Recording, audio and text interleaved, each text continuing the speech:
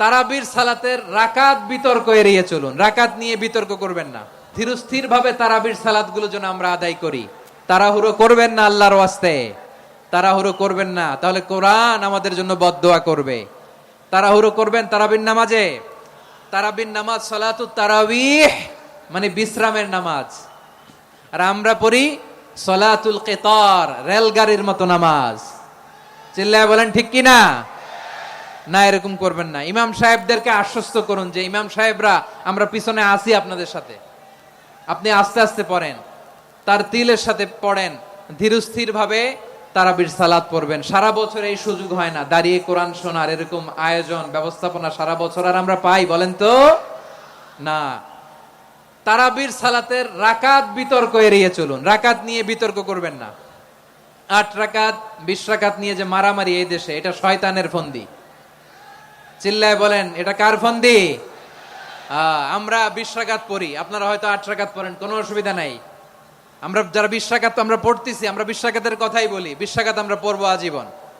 Saudi আরবে মক্কা মদিনায় 20 রাকাত পড়ে, কোনো অসুবিধা নাই। অন্যান্য মসজিদ গুলো 8 রাকাত পড়ে, এই নিয়ে এদের মধ্যে মারামারি আছে? হ্যাঁ, আর এই জন্য রাকাত বিতর্ক এড়িয়ে চলবেন। প্রিয় ভাইয়েরা, আপনার আমল আল্লাহর কাছে কবুল হবে সংখ্যার বিচারে না উত্তমতার বিচারে বলেন তো? সংখ্যার বিচারে না উত্তমতার বিচারে? উত্তমতার বিচারে। কত চমৎকার ভাবে আপনি আল্লাহর সামনে দাঁড়াতে পারছেন এটা বিবেচ্য। রুকু সেজদাগুলো সুন্দরভাবে করবেন। রুকু থেকে সোজা হয়ে দাঁড়ানো ওয়াজিব, 2 সেজদার মাঝখানে সোজা হয়ে বসা ওয়াজিব। এই তা'দিলুল আরকান বাদ দিলে হানাফি মাযহাব মতে সৌ সেজদা দিতে হবে, অন্য মাযহাব মতে নামাজই হবে না, আপনার নামাজই হবে না।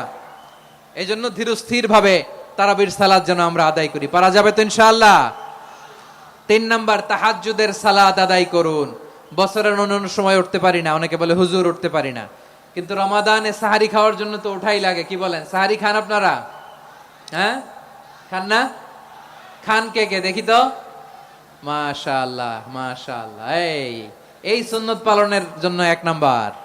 মাশাআল্লাহ, ঠিক আছে, পালন করবেন। আল্লাহর হাবিব বলেন তাসাহহারু ফা ইন্না ফিস সাহুরি বারাকা, তোমরা সাহারি খেও, কেননা সাহারির ভেতরে বরকত ঢুকায় দিয়েছে কে? খেজুর 1 গ্লাস পানি খেলো সারা দিন আপনাকে তরতাজা রাখে কে? তো সাহারির জন্য যেহেতু উঠতেই হয়, সাহারি খাওয়ার আগে বা পরে 2 রাকাত 4 রাকাত তাহাজ্জুদ পড়া যাবে না? রব্বুল আলামিন বলেন ওয়া মিনাল লাইলি ফাতাহাজ্জাদ বিহি নাফিলাতান লাকা আসা আইয়াবআসাকা রাব্বুকা মাকামান মাহমুদা।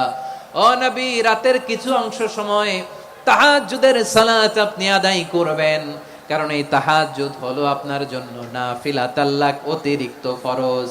আপনাকে মাকামে মাহমুদে অধিষ্ঠিত করবে কে?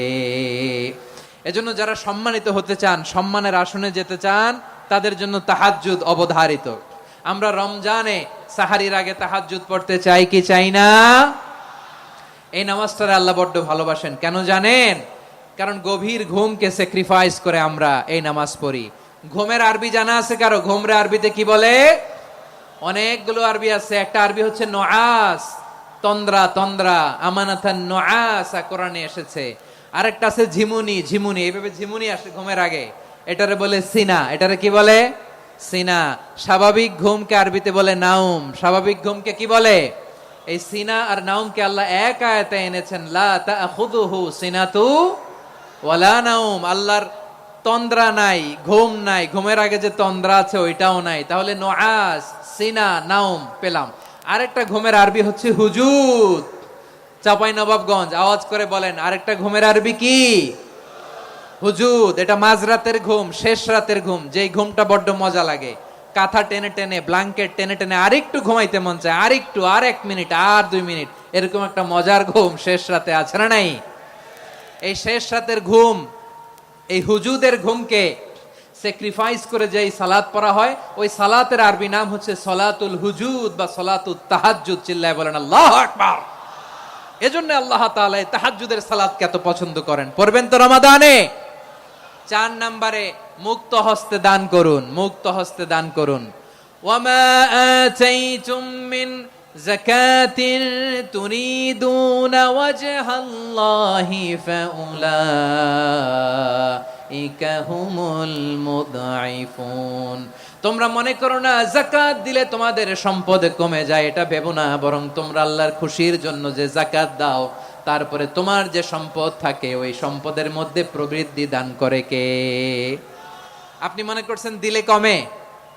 চাঁপাইনবাবগঞ্জের ভাইয়ের আওয়াজ করে বলেন, দান করলে কি সম্পদ কমে নাকি বাড়ে? আওয়াজ করে বলেন, কমে না বাড়ে? বাড়ে। যেটা দান করেন, কামাসালি হাব্বা আম্বাতাত সাবআ সানাবিলা ফি কুল্লি সুমবুলাতিন মিয়াতি হাব্বা। 1 টাকা দান করলে এটা চারা বীজের মতো, রূপে দিলে 7টা শীষ, প্রতি শীষে হয় শত শস্য দানা। আল্লাহ যারে চায় এরকম বাড়ায় দেয়, প্রবৃদ্ধি দেয়। সুবহানাল্লাহ। এজন্য মুক্ত হস্তে দান করতে রাজি আছেন? আগে আগে জাকাত ক্যালকুলেট করে রাখেন। আপনার জাকাত বর্ষ যদি পরেও হয়, দেরি করেও হয়, ধরেন যে প্রতি বছর মুহররমে দেন, আপনি আগে দিতে পারবেন। জাকাত অগ্রিম আদায় করা যায়। সুবহানাল্লাহ বলেন। বিষ্ণু ইসা ইসলাম রমাদানে এত দান করতেন, কানা আজওয়াদান নাস, কিন্তু রমাদানে আজওয়াদুন নাস আজওয়াদু বিল খাইরি মিনার রিহিল মুরসালা। প্রবাহিত বাতাসের চেয়ে বিশ্বনবী আরো বদান্যতা বেড়ে যেত। প্রবাহিত বাতাস যেমনি সবাইরে বাতাস দেয়, আস্তিক নাস্তিক মুমিন কাফির সবাইকে শীতল করে দেয়, তেমনি নবীজির রমাদানের দান ছিল এমন, কেউ নবীর কাছে চেয়ে ফিরে গিয়েছে এর নজির নাই। জোরে বলেন সুবহানাল্লাহ। রমাদানে দান করব, ইফতার শেয়ার করব। কাউকে ইফতারি করালে সারাদিন রোজা রেখে তার যে সওয়াব, আপনি ইফতার করানোর কারণে আপনার আমলনামায় ওই সওয়াব আল্লাহ ঢুকায় দিবেন। পড়েন সুবহানাল্লাহ। সাহাবারা বললেন, নবী আমরা গরিব মানুষ, ইফতারি খাওয়ানোর পয়সা নাই। আল্লাহর হাবিব বললেন, ওয়ালাউ বিমাজকাতি লাবান, 1 ঢোক দুধ, ওয়ালাউ বিতামরা, 1টাও খেজুর, ওয়ালাউ বিশারবাতিমা, 1 ঢোক পানি খাইয়েও যদি কারো রোজা ভাঙাও, তারপরে ওই সওয়াব তোমার আমলনামায় দিবে কে? তাহলে মুক্ত হস্তে দান করুন, 4 নাম্বার। 5 নাম্বার হচ্ছে কদর তালাশ করুন। রমজানের সবচেয়ে দামি সময়। বিষ্ণু বলেন, মান হুরিমা খাইরাহা ফাকাদ হুরিম, যে কদর মিস করলো সে সব মিস করলো, হি ইজ দ্য লুজার। আচ্ছা বলেন, এই বরকতের মাসে আমরা কি লুজার হতে চাই না গেইনার হতে চাই? সবাই বলেনি, বলেন এই রমাদানে আমরা লুজার হব না গেইনার হব? ইন্না আনজালনাহু ফি লাইলাতিল কদরি ওয়া মা আদরাকা মা লাইলাতুল কদর লাইলাতুল কদরি খায়রুম মিন আলফি শাহর। পড়েন আল্লাহু আকবার। লাইলাতুল কদরি খায়রুম মিন আলফি শাহর, 1000 মাসের চেয়েও সেরা। 1000 মাসে হয় 83 বছর 4 মাস। 83 বছর 4 মাস টানা ইবাদত করলে যেই সওয়াব,